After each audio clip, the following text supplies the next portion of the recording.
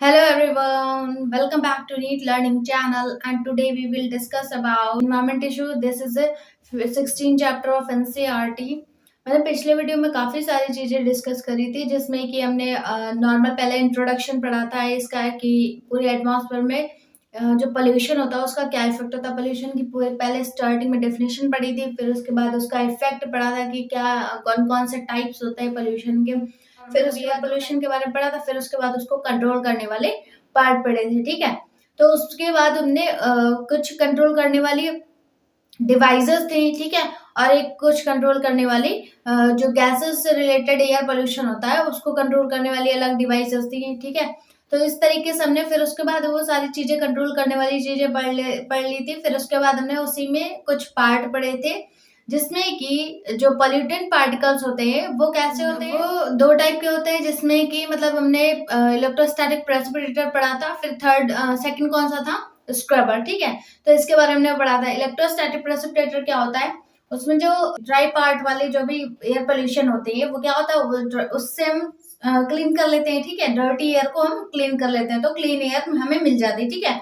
Scrubber का क्या मतलब था उसमें कुछ वाटरली जो होती है ड्रॉपलेट्स के फॉर्म में गैसेस प्रेजेंट होती हैं उनको रिमूव करते हैं किसकी हेल्प से स्क्रबर की हेल्प से ठीक है।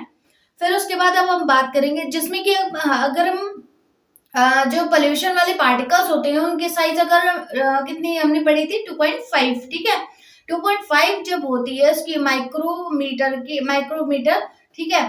तो क्या होता है जब इतनी ज्यादा उसकी जो साइज होता है 2.5 माइक्रोमीटर तो जब इतना साइज होता है अगर वो हमारे रेस्पिरेटरी सिस्टम में पहुंच जाता है वो जो पार्टिकल्स होता है तो क्या हो जाता है इन्फेक्शन क्रिएट कर देता है जैसे कि हमारे जो लंग्स है वो उसमें जो भी उसमें काफी सारे डिसीज हो जाएंगी ठीक है। और उसके बाद क्या होगा प्रीमेच्योर डेथ होने की भी पॉसिबिलिटी बढ़ जाती है ठीक है। तो ये सारी डिसीज हो जाती हैं अगर ये 2.5 या फिर उससे मोर देन जो है हमारा या फिर उससे लेस देन जो है वो पार्टिकल्स जो है अगर हमारे रेस्पिरेटरी सिस्टम में पहुंच जाते हैं तो काफी सारे डिसीज होने के चांसेस हो जाते हैं ठीक है। आज का टॉपिक है जो वो हमारा जो है वो कैटालिटिक कन्वर्टर है उसके बारे में हम पढ़ेंगे कि कैटालिटिक कन्वर्टर क्या होता है ठीक है उसके बारे में पढ़ेंगे।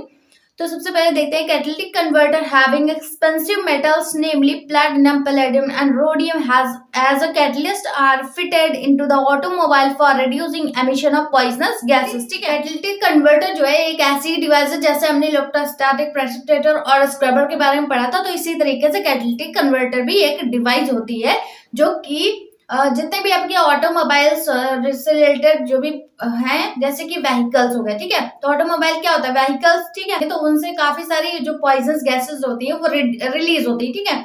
अब जब रिलीज होती है तो उसमें क्या होता है उसको रिड्यूस करने के लिए उन पॉइजनस गैसेस को रिड्यूस करने के लिए कि उसमें पॉइजनस गैस जो है वो ज्यादा अमाउंट में ना निकले ठीक है। तो उनको क्या करते हैं उनको रिड्यूस करने के लिए हम क्या करते हैं उसमें कैटालिटिक कन्वर्टर फिट कर देते हैं ठीक है। क्या फिट कर देते हैं कैटालिटिक कन्वर्टर जो है वो फिट कर देते हैं जो कि प्लैटिनम और पैलेडियम एंड रोडियम जो है कैटलिस्ट से बना होता है ठीक है। ओके इतना क्लियर हुआ ठीक है। इंपॉर्टेंट क्वेश्चन भी आ जाता है कि जो कैटालिटिक कन्वर्टर है वो कौन कौन से एलिमेंट से बना होता है ठीक है। तो आप क्या बताएंगे प्लैटिनम पैलेडियम और रोडियम ठीक है। तो ये कैटलिस्ट से बना होता है जो कि ऑटोमोबाइल में फिट रहता है ओके। क्यों क्योंकि जो पॉइजनस गैसेस रिलीज होती हैं उन ऑटोमोबाइल से तो उन्हें रिड्यूस करने में हेल्पफुल होता है ठीक है। नेक्स्ट पॉइंट देखिए as the exhaust passes through the catalytic converter unburned hydrocarbon are converted into carbon dioxide and water and carbon monoxide and nitric oxide are changed to carbon dioxide and nitrogen gases respectively ठीक है। तो इसमें देखिए जो ये जिस मतलब जो भी गैसेस जो होती हैं जो कैटलिस्ट होता है ये क्या करता है कैटलिस्ट का वर्क क्या होता है या फिर रिएक्शन को फॉरवर्ड कर देना या फिर उसको बैकवर्ड कर देना ठीक है। मतलब मतलब ये भी काम हो गया कैटलिस्ट का और कैटलिस्ट का ये भी काम होता है कि किसी भी रिएक्शन को स्लो कर देना और किसी भी रिएक्शन को फास्ट कर देना ठीक है। अब देखिए जो कैटलिस्ट का जो इसमें कैटलिस्ट होता है जो कि जिसकी हम बात करें प्लैटिनम और पैलेडियम और रोडियम ठीक है। तो ये जो होता है ये किसी भी चीज को जो भी गैसेस रिलीज हो रही हैं उनको हमारी नेचुरल वाली गैसेस में कन्वर्ट कर देता है। देखिए कैसे जो अनबर्न हाइड्रोकार्बन होता है जो भी उसमें व्हीकल्स में हाइड्रोकार्बन होता है जो कि मतलब यूज नहीं हो पाता है जो जिसे हम अनबर्न हाइड्रोकार्बन भी बोलते हैं तो उसको किस में कन्वर्ट कर देता है कार्बन डाइऑक्साइड में ठीक है। किस में कन्वर्ट कर देता है, कार्बन डाइऑक्साइड में, ठीक है। और उसके बाद कार्बन डाइऑक्साइड वाटर में कन्वर्ट कर देता है, ओके। फिर देखिए जो नाइट्रिक ऑक्साइड होता है पहले किसमें कन्वर्ट कर दिया, जब हाइड्रोकार्बन अनबर्न हाइड्रोकार्बन जो होता है उसको किसमें कन्वर्ट कर देता है, कार्बन डाइऑक्साइड में, ठीक है। कार्बन मोनोऑक्साइड एंड वाटर भी रिलीज होता है, ठीक है। फिर उसके बाद अगर हम नाइट्रिक ऑक्साइड की बात करें तो वो क्या होता है, किसमें चेंज हो जाता है, कार्बन डाइऑक्साइड में, ठीक है, okay. Nitric oxide are change to carbon dioxide and nitrogen gas, ठीक है। तो नाइट्रिक ऑक्साइड है उससे जब वो जब कैटलिस्ट के फॉर्म में जब रिएक्ट करेगी तो क्या होगा, तो वो किस में कन्वर्ट हो जाएगी, नाइट्रोजन गैस में कन्वर्ट हो जाएगी, ठीक है। तो नाइट्रोजन गैस भी हमारे एटमॉस्फेयर में सही होती है, ठीक है, ओके। तो ये सारी चीजें कार्बन डाइऑक्साइड में मिल जाती है, वाटर मिल जाता है, कार्बन मोनोऑक्साइड मिल जाता है और उसके बाद नाइट्रोजन भी मिल जाता है। तो इस तरीके से जो पॉइजनस गैस होती है वो क्या होती है, वो रिड्यूस हो जाती है, ठीक है। इतना क्लियर हुआ, ओके। नेक्स्ट पॉइंट देखिए, motor vehicles equipped with the catalytic converter should be unleaded petrol because lead in the petrol inactivate the catalyst। जो कैटलिस्ट होता है वो मोटर व्हीकल्स में प्रेजेंट होता है, ठीक है। तो मोटर व्हीकल्स में जो कैटलिस्ट प्रेजेंट होता है वो पेट्रोल को क्या कर देता है, इनएक्टिव कर देता है, ठीक है। क्या कर देता है, इनएक्टिव कर देता है, ठीक है, जिससे कि उससे पॉइजनस गैस रिलीज होना कम हो जाए, ठीक है, ओके। इतना क्लियर हुआ, ठीक है। नेक्स्ट देखिए हमारा जो नेक्स्ट टॉपिक है, control vehicles air pollution case study in Delhi. अब हम पूरा जो भी व्हीकल्स से रिलीज गैसेस होती है, पॉइजनस गैसेस, वो काफी सारी कंट्री में हार्मफुल होती है, ठीक है। तो कंट्री में हार्मफुल होती है, सबसे पहले हम दिल्ली की बात करेंगे, ठीक है। किसकी बात करेंगे, दिल्ली की, ठीक है। वहां पर देखें सबसे पहले पॉइंट वाइज कुछ दिया हुआ है जिसमें कि हम एयर पोल्यूशन को कैसे कंट्रोल कर पाएंगे, ठीक है। तो पहला पॉइंट देखिए, Delhi has a maximum number of vehicles in India. अगर हम इंडिया की बात करें तो सबसे ज्यादा अमाउंट जो भी स्टेट है हमारा, ठीक है, वो क्या है, दिल्ली, ठीक है। उसमें मोर नंबर ऑफ क्या है, व्हीकल्स हैं, ठीक है। ये मैक्सिमम नंबर ऑफ व्हीकल्स हैं, ठीक है, कार्स वगैरह, ओके। नेक्स्ट पॉइंट देखिए, in 1990 the total cars in Delhi were more than the combined number of four state of West Bengal and Gujarat। 1990 में ये देखा गया कि सबसे ज्यादा जो कार्स की वैल्यू है वो सबसे ज्यादा कहाँ पर है, ठीक है। तो सबसे पहले उन्होंने गुजरात में और वेस्ट बंगाल में देखा, ठीक है। फिर उसके बाद किसकी नंबरिंग आई, दिल्ली की, ठीक है। तो इस तरीके से मतलब जहां भी जिस कार्स की वैल्यू जहां पर सबसे ज्यादा है इस तरीके से स्टेट को रखा गया, ठीक है। तो वेस्ट बंगाल, फिर गुजरात, फिर उसके बाद हमारा क्या है, दिल्ली, ओके। तो ये है जो कार की वैल्यू जिस तरीके से है उन स्टेट में, ओके। नेक्स्ट पॉइंट देखिए, Delhi used to rank fourth amongst the 41 most polluted cities in the world. अगर पूरे वर्ल्ड की बात करें, ठीक है, तो दिल्ली का जो रैंक है पोल्यूटेड सिटीज में तो वो सबसे किसमें है, 41 में है, ठीक है, ओके। 41 मोस्ट पोल्यूटेड सिटीज में अगर हम बात करें तो उसमें दिल्ली की रैंक कितनी है, फोर्थ, ठीक है। क्या है, फोर्थ रैंक है, ओके। तो हम अगर इसी तरीके से काफी सारे स्टेट जो भी पोल्यूटेड स्टेट हैं या फिर सिटीज हैं उनको सीक्वेंस वाइज रखा गया है, ठीक है। तो जिसमें दिल्ली के जो रैंक है वो कितने, फोर्थ रैंक है, okay. Problem of air pollution was so serious that most Delhi cities begin to complaining burning eyes and respiratory discomfort. तो इस तरीके से जब एयर पोल्यूशन वहां पर हो जाता है दिल्ली में तो क्या हो जाता है, काफी सारी डिसीज क्रिएट हो जाती है ह्यूमन बीइंग में, जैसे कि बर्निंग आईज जो हम आंखें जो है वो जलने लगती है, ठीक है। फिर उसके बाद नेक्स्ट क्या है, रेस्पिरेटरी डिस्कम्फर्ट। रेस्पिरेटरी जो है हमारा वो क्या है, वो भी प्रॉब्लम में आ जाता है, ठीक है। क्यों, क्योंकि एयर पोल्यूशन वहां पर ज्यादा है, ओके। फिर देखिए, a public interest litigation that means PIL was filled in a supreme court, ठीक है। पब्लिक इंटरेस्ट लिटिगेशन जो है वो सुप्रीम कोर्ट ने अलाउ किया, ठीक है। इसमें देखते हैं नेक्स्ट पॉइंट देखिए, the supreme court directed that government to take appropriate measure for reducing pollution causes by automobile. तो सुप्रीम कोर्ट ने ये बताया कि अब हमें और जो भी एयर पोल्यूशन है उसे हमें कंट्रोल करना पड़ेगा, ठीक है। तो कंट्रोल करने के लिए हमें क्या करना पड़ेगा कि ऑटोमोबाइल्स के जो पोल्यूशन है उन्हें रिड्यूस करना पड़ेगा, ठीक है, ओके। कि कितना अमाउंट में जो हमारा पोल्यूशन है वो इंक्रीज हो रहा है या फिर डिक्रीज हो रहा है, ये सारी चीजें पता करनी पड़ेंगे, ठीक है, ओके। तो उसमें पॉइंट वाइज कुछ डिस्कस करते हैं जिसमें कि हम किस तरीके से जो एयर पोल्यूशन है उसे हम रिड्यूस कर पाएंगे, ओके। तो सबसे फर्स्ट पॉइंट है इसमें क्या है, switch over of public transport from diesel petrol to CNG. अगर जो भी डीजल और पेट्रोल से रिलेटेड कार्स वगैरह उन्हें किस में चेंज करना है, सीएनजी में, ठीक है। जो भी कार्स होते हैं मेनली किसका यूज करते हैं, पेट्रोल और डीजल का, ठीक है। तो अब वो उस चीज का यूज ना करके किसका यूज करेंगे, सीएनजी का, ठीक है, कंप्रेस नेचुरल गैस का, जिससे कि जो पोल्यूशन है वो कम होगा, ठीक है। ओके, नेक्स्ट पॉइंट देखिए, phasing out of old vehicles, और जो भी ओल्ड व्हीकल्स उन्हें हटा दिया जाए, ठीक है। क्योंकि जो ओल्ड जितने भी ओल्ड व्हीकल्स होते जाते हैं, जितना भी टाइम निकलता जाता है उनका, वो क्या हो जाता है, वो सबसे ज्यादा एयर पोल्यूशन वही क्रिएट करते हैं। इसलिए जो भी ओल्ड व्हीकल्स है उन्हें हटाया जाए, ठीक है। ओके, नेक्स्ट देखिए, compulsory use of unleaded petrol and reduce sulphur content of diesel, ठीक है। जो पेट्रोल होता है और पेट्रोल में लेड प्रेजेंट होता है, ठीक है, और जो डीजल होता है वो क्या होता है, उसमें सल्फर प्रेजेंट होता है। इसलिए जो कि ये दोनों ही बहुत ही हार्मफुल है एयर पोल्यूशन के लिए, ठीक है, हमारे एनवायरमेंट के लिए क्या है, बहुत ही हार्मफुल है, ठीक है। तो इसलिए हमारे ये जो पेट्रोल है और डीजल है इसे किस में कन्वर्ट करना, सीएनजी में, ठीक है। तो पेट्रोल और डीजल को स्टॉप करके सीएनजी का यूज करने के लिए बोला, किसने, सुप्रीम कोर्ट ने, ठीक है। नेक्स्ट हम फोर्थ पॉइंट की बात करेंगे, compulsory regular checkup of pollution emission of vehicles and enforcement of euro second norm, ठीक है। एक ऐसा नॉर्म्स बनाया गया जिसमें कि आप कितना एयर पोल्यूशन मतलब रिलीज हो रहा है, ठीक है, वो सारी क्या है, मेजरमेंट करा जा सके, ठीक है। तो इस तरीके से कुछ नॉर्म्स दिए गए, जैसे कि यूरो सेकंड नॉर्म हो गया, यूरो थर्ड नॉर्म हो गया। तो इस तरीके से मतलब अगर 2 व्हीकल्स के लिए अलग नॉर्म है, ठीक है, 3 व्हीकल्स के लिए 2 व्हीलर्स के लिए अलग नॉर्म है और 3 व्हीलर्स के लिए अलग नॉर्म है, 4 व्हीलर्स के लिए। इस तरीके से जितने भी व्हीलर्स की वैल्यू अगर बढ़ती जाएगी उससे ही वैसे ही नॉर्म्स को डिवाइड किया गया, ठीक है। ओके, नेक्स्ट देखिए, in India the air prevention of control of pollution act came force in 1981। जो इंडिया में हमारे एयर पोल्यूशन को कंट्रोल करने के लिए जो पार्ट था वो कब रिलीज हुआ था, 1981 में आया था, ठीक है, पोल्यूशन को कंट्रोल करने के लिए। ओके, फिर देखिए, but was amended in 1987 to include noise as the air pollutant. वो जो 1981 में आया था, पर गवर्नमेंट ने जो अलाउ किया था, गवर्नमेंट ने कब अलाउ किया था, 1987 में, ठीक है।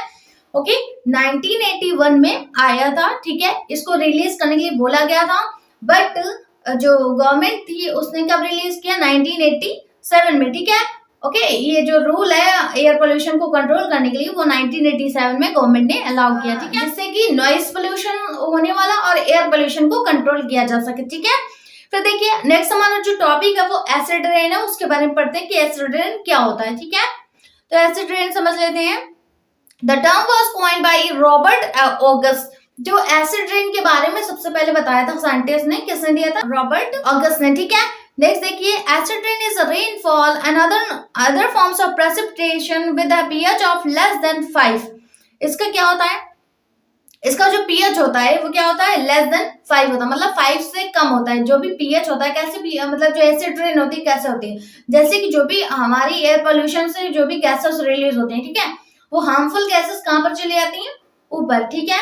ओके, क्लाउड में चली जाते हैं। क्लाउड में जाने के बाद क्या होता है, जब वहां पर वाटर आता है, वाटर फिल हो जाता है पूरा, ठीक है, तो वाटर जो कार्बन डाइऑक्साइड के फॉर्म में वाटर जो फिल होता है, तो वो जो एयर पोल्यूशन से होने वाले जो भी पार्टिकल्स है वो क्या हो जाते हैं, नीचे आ जाते हैं, ठीक है, वाटर के फॉर्म में क्या हो जाते हैं, नीचे आ जाते हैं, ठीक है। तो क्या हो जाता है, इससे प्रेसिपिटेट हो जाता है, ठीक है, क्या बोलते हैं, प्रेसिपिटेशन। एयर पोल्यूशन से जो हमारे क्लाउड में चली जाती है पोल्यूशन, तो वो पार्टिकल्स जो होते हैं वो वाटर से अटैच होकर कहाँ आ जाते हैं, नीचे आ जाते हैं, जिसे हम प्रेसिपिटेशन बोलते हैं, ठीक है। तो ये प्रेसिपिटेशन की जो एसिड रेन की जो वैल्यू होती है, पीएच होता है जो कितना होता है, लेस देन 5, ठीक है, 5 से कम होता है, ठीक है। नेक्स्ट देखिए, normal rain pH is 5.6 and 6.5। जो हमारी नॉर्मल रेन होती है, ठीक है, विदाउट पोल्यूशन, उसमें पोल्यूशन जो होता है इंक्लूड नहीं होता, ठीक है, प्योर रेन जो होती है उसका जो पीएच होता है वो कितना होता है, 5.6 या फिर 6.5, ठीक है, मतलब पीएच 5 से ज्यादा, ठीक है। लेकिन जो एसिड रेन वाली जो रेन होती है वो कितनी कैसे होती है, लेस देन 5, मतलब 5 से बहुत ही कम, ठीक है, इसलिए वो हमारे लिए हार्मफुल है, ठीक है। नेक्स्ट पॉइंट देखिए, wet deposition it occurs through rain, snow and fog. अब जो वेट डिपोजिशन होता है, जो भी पोल्यूशन जो होता है क्लाउड में पहुंच जाता है, तो इससे क्या वो क्या होता है, with through rain and snow and fog, ठीक है। इसकी हेल्प से क्या हो जाता है, नीचे आ जाता है, ठीक है। रेन से क्या होता है, नीचे आ जाता है, तो इसे क्या बोलते हैं, वेट डिपोजिशन, ठीक है, क्या बोलते हैं, wet deposition. Okay, next point देखिए, dry deposition, setting down and wind blown acidic gases particles over the trees, various articles and soil। जो ड्राई डिपोजिशन होती है वो क्या होती है, ड्राई डिपोजिशन क्या होगा, सोइल पार्टिकल्स, ठीक है। सोइल पार्टिकल्स कैसे होते हैं, ड्राई होते हैं ना, ठीक है। तो वो ड्राई होगा, वो भी पोल्यूशन में मिल गया, तो पोल्यूशन में जाकर कहाँ पहुंच गए, क्लाउड में, ठीक है। तो क्लाउड से होते हुए आ जाते हैं, ठीक है, या अर्थ पे, ठीक है। तो इसे क्या बोलते हैं, ड्राई डिपोजिशन, ठीक है। समझ में आया। वेट डिपोजिशन क्या होता है, अगर वाटर से रिलेटेड हो तो उसे वेट डिपोजिशन बोलते हैं, सोइल से रिलेटेड हो तो उसे क्या बोलते हैं, ड्राई डिपोजिशन, ठीक है, जो कि नीचे आकर सेटल डाउन हो जाता है या फिर प्रेसिपिटेट हो जाता है, ठीक है। Okay, about 50% of acidic rain pass to the earth as a dry deposition. जो भी 50% हमारी एसिडिक रेन होती है वो किसकी हेल्प से होती है, ड्राई डिपोजिशन की हेल्प से होती है, ठीक है। जितना भी एयर पोल्यूशन ड्राई डिपोजिशन की हेल्प से जब पहुंच जाता है ऊपर, तो ड्राई डिपोजिशन की हेल्प से ही जो है 50% जो एसिड रेन होती है, ठीक है। ओके, नेक्स्ट पॉइंट देखिए, acid rain causes by large scale emission of acidic gases into the atmosphere form. तो जो एसिडिक रेन होने का मेन जो रीजन है या फिर लार्ज स्केल में जो भी होती है वो किसके थ्रू होती है, जो एसिडिक गैसेस होते हैं, ठीक है। किससे, इंडस्ट्रीज के थ्रू जो एसिडिक गैसेस रिलीज होती है वो क्या होता है, वो वही मेन रीजन होता है उनका, किसका, एसिड रेन होने का, ठीक है। किसका, जब इंडस्ट्रीज से एसिडिक गैसेस रिलीज होती हैं तो वो पोल्यूशन के फॉर्म में क्लाउड में चले जाते हैं, और क्लाउड से जब रेन होती है तो क्या होता है, रेन के थ्रू वो आ जाती है, ठीक है, अर्थ पे। तो क्या हो जाता है, यही मतलब जो मेन रीजन है किसका है, जो एसिडिक गैसेस है वो एसिडिक रेन बनाती है, ठीक है। ओके, एटमॉस्फेयर में, जैसे कि thermal power plant, industries and automobile, इनके हेल्प से क्या होता है, एसिडिक गैसेस रिलीज होती है, ठीक है। किसके हेल्प से, thermal power plant, industries and automobile, इनके हेल्प से जो है एसिडिक गैसेस रिलीज होती है, जो कि मेन रीजन है एसिडिक रेन होने का, ठीक है, एसिड रेन होने का। Okay, the common gases are sulphur dioxide and nitrogen oxide, that means NOx और SOx, ठीक है। मेन रीजन अगर आपसे पूछेगा, इंपॉर्टेंट है क्योंकि मैंने यहाँ पर स्टार भी बना रखा है, ठीक है, इससे क्वेश्चन भी आते हैं, ठीक है, 12th के एग्जाम में भी आते हैं और आपके नीट के एग्जाम में भी आते हैं, ठीक है। एसिड रेन होने का जो मेन रीजन है वो कौन सी गैसेस है, सल्फर डाइऑक्साइड और नाइट्रोजन डाइऑक्साइड, ठीक है। तो ये जो मेन गैसेस हैं वही मेन रीजन है किसका, एसिड रेन होने का, ठीक है। Changes into atmosphere in sulphuric acid and nitric acid, ये क्या होती है, जो सल्फर डाइऑक्साइड और नाइट्रोजन ऑक्साइड जो होती है वो जब रिलीज होती है ऑटोमोबाइल से या फिर इंडस्ट्री से, तो क्या होता है, जब ऊपर पहुंच जाती है तो वो क्या बन जाती है, सल्फ्यूरिक एसिड बन जाती है और नाइट्रिक एसिड बन जाते हैं, ठीक है। फिर नेक्स्ट पॉइंट देखिए, volatile organic carbon, that means VOC, और उसके बाद हाइड्रोजन क्लोराइड, ये सारी गैसेस रिलीज होती है, HCl एंड जो सल्फ्यूरिक एसिड और नाइट्रिक एसिड जो होता है, combining with oxygen and water which then fall on earth on the form of acid rain। जो सल्फ्यूरिक एसिड, अभी हमने क्या बताया, कौन कौन सी गैसेस रिलीज होती हैं, एसिडिक गैसेस कौन कौन सी होती हैं, सल्फर डाइऑक्साइड, नाइट्रोजन ऑक्साइड हो गई, ये क्या होगी, ऑटोमोबाइल से रिलीज होती है, ठीक है। और रिलीज होकर किस में कन्वर्ट हो जाती है, सल्फ्यूरिक एसिड में और नाइट्रिक एसिड में, ठीक है। तो जो सल्फ्यूरिक एसिड और नाइट्रिक एसिड होती है वो क्या है, एक एसिडिक गैसेस है, ठीक है, क्या है, एसिडिक गैसेस है। ओके, जब ये रिएक्ट करती हैं तो क्या होता है, जब कंबाइंड हो जाते हैं तो ऑक्सीजन से मिलकर क्या करती है, वाटर रिलीज करते हैं, ठीक है, ऑक्सीजन वाटर रिलीज करती हैं, और फिर वही क्या होता है, जब वो सारी चीजें क्या है, वाटर के फॉर्म में क्या है, नीचे आ जाती हैं अर्थ पे, और वही किसका मेन रीजन है, और एसिड रेन मेन रीजन किसका है, एसिड रेन का, ठीक है। तो इस तरीके से क्या है, आपका एसिड रेन हो जाता है, ठीक है, वाटर के फॉर्म में। ओके, अब हम बात करेंगे नॉइस पोल्यूशन की, ठीक है, किसकी बात करेंगे, नॉइस पोल्यूशन की। ओके, तो नॉइस पोल्यूशन क्या होता है, उसमें देखते हैं। नॉइस पोल्यूशन में सबसे पहले जो साउंड से रिलेटेड प्रॉब्लम होती है वो सारी चीजें हम इसमें पढ़ेंगे, ठीक है। साउंड से भी काफी सारा पोल्यूशन होता है, अभी हमने एयर पोल्यूशन को क्लियर किया, ठीक है। अब हम नॉइस पोल्यूशन के बारे में बात करेंगे कि नॉइस पोल्यूशन क्या होता है। तो noise pollution is any undesirable changes in physical, chemical और बायोलॉजिकल कैरेक्टरिस्टिक ऑफ साउंड। जो साउंड में कुछ भी प्रॉब्लम होती है, जैसे कि केमिकल हो गया, ओके, फिजिकल कोई भी मतलब काफी सारा साउंड होता है, तो जो हमारी बॉडी में काफी सारी चीजें प्रॉब्लम आ जाती है बॉडी में, ठीक है, तो उसे क्या बोलते हैं, फिजिकल चेंजेस, ठीक है, बायोलॉजिकल चेंजेस आ जाते हैं, ठीक है। तो ये सारे जो होते हैं कैरेक्टर किससे होते हैं, साउंड से होते हैं, ठीक है। तो इस तरीके से जो भी प्रॉब्लम आ जाती है बॉडी में, तो उसे क्या बोलते हैं, नॉइज पोल्यूशन, ठीक है, क्या बोलते हैं, नॉइज पोल्यूशन। अब देखते हैं next point, noise causes psychologically and physiologically disorder in human. तो जो नॉइज पोल्यूशन होता है वो ह्यूमंस में साइकोलॉजिकली और फिजियोलॉजिकली प्रॉब्लम क्रिएट कर देता है, ठीक है, ह्यूमन बीइंग में। Disorder that means diseases create कर देता है, ठीक है।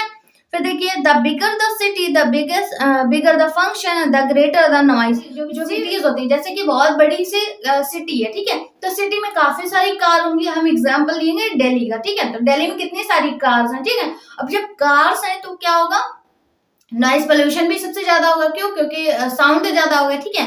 और उसके बाद जो भी फंक्शन होते हैं वहां भी काफी सारा साउंड होता है, ठीक है। तो इस तरीके से जो है नॉइज पोल्यूशन होता है, ठीक है।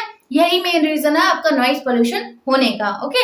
फिर देखिए, नॉइज और pollutant sound as a value of 80 dB and above. तो नॉइज जो भी हम अगर हम पोल्यूशन की बात करें, नॉइज पोल्यूशन की, तो उसका साउंड क्या होता है, 80 dB, that means decibel unit, okay. DB मतलब डॉप्सन यूनिट, मतलब कि उसे क्या बोलते हैं, डेसिबल, ठीक है।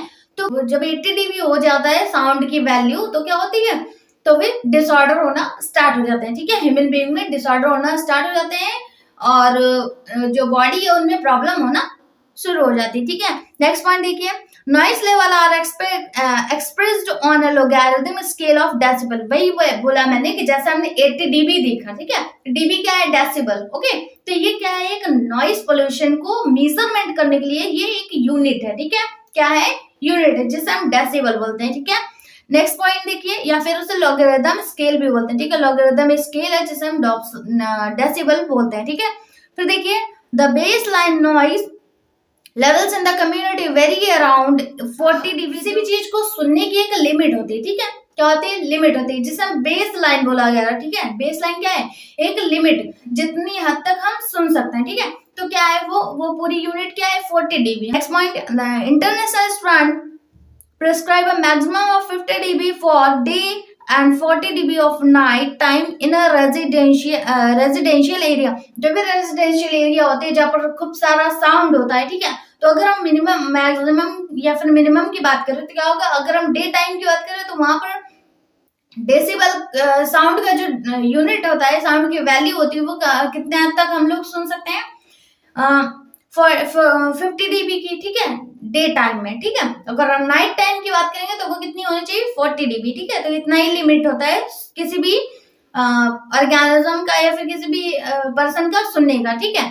फिर उसके बाद देखिए, noise over 115 dB is regarded as highly avoidable. जो देखिए, हम लिमिट में कितनी बता रहे थे, 40 एंड 50, ठीक है। अब इसमें दे रखा है 115 डेसिबल जो है, या फिर डीबी जो है, डॉप्सन यूनिट, ठीक है। तो 115 dB जो है वो क्या है, हाईली अवॉइड, मतलब जब इतनी साउंड हो जाती है तो क्या होता है, लोग अवॉइड करने लगते हैं, ठीक है, चिड़चिड़ाने लगते हैं। 150 dB is a high value, मतलब लोगों को जो भी आसपास होता है उन्हें प्रॉब्लम क्रिएट होने लगती है, ठीक है, ये बहुत ही हाई वैल्यू है, ओके।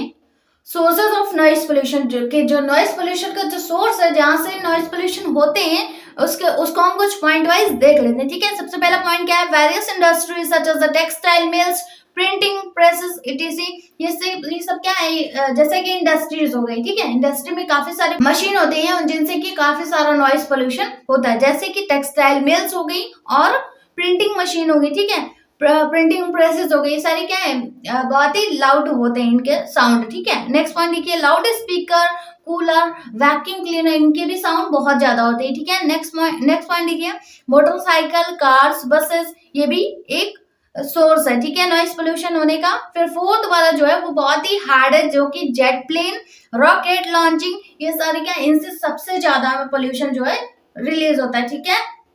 जो भी नॉइज पोल्यूशन है सबसे ज्यादा किससे होता है, जेट प्लेन से, ठीक है, किससे होता है, जेट प्लेन से और रॉकेट से। जब भी रॉकेट को रिलीज किया जाता है तो बहुत सारा साउंड जो है वो सुनाई देता है, ठीक है। तो इस तरीके से जो है बहुत ये सारे कुछ सोर्सेज हैं जो कि नॉइस पोल्यूशन को क्रिएट करते हैं। ओके, फिर देखिए इफेक्ट ऑफ नॉइस पोल्यूशन। जो नॉइस पोल्यूशन का इफेक्ट है किसी भी बॉडी में या फिर एटमॉस्फेयर में, ठीक है, तो उसको देख लेते हैं, जिसमें कि sudden loud noise of 150 dB और मोर में परमानेंटली डैमेज ईयर ड्रम और डिसलोकेट ईयर ऑसिकल्स। जो बॉडी के पार्ट्स होते हैं, ईयर हो गया, तो इनमें इनको डैमेज करने के लिए कितना यूनिट है, मतलब सबसे ज्यादा यूनिट बताएंगे तो वो कितनी वैल्यू 150 dB, ठीक है, 150 डेसिबल। ये क्या है, सबसे ज्यादा वैल्यू है जो कि हमारे मतलब ईयर में प्रेजेंट जो ईयर ड्रम होता है, ईयर ऑसिकल्स होते हैं जो कि ईयर के पार्ट होते हैं, ये सारे क्या है, इनको डैमेज कर देता है, ठीक है। फिर देखिए next point, such sound levels occurs at the time of take off or jet rockets or bomb explosion।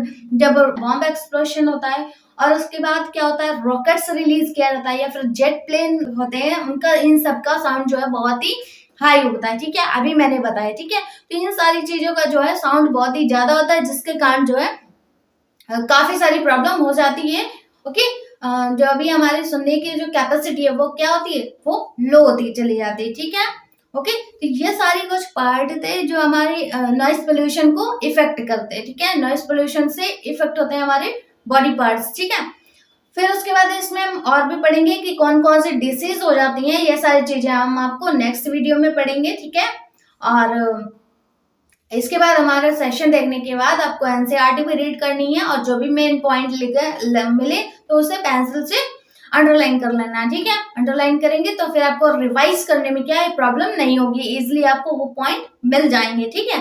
तो इसलिए आपको एनसीईआरटी भी अच्छे से रीड करनी है, पहले सेशन देखना है, फिर एनसीईआरटी रीड करनी है, और एनसीईआरटी रीड करने के बाद आपको खुद से ये नोट्स देखकर या फिर आपको मतलब नोट्स देख के रीड कर करके आपको नोट्स खुद बनाने हैं, ठीक है।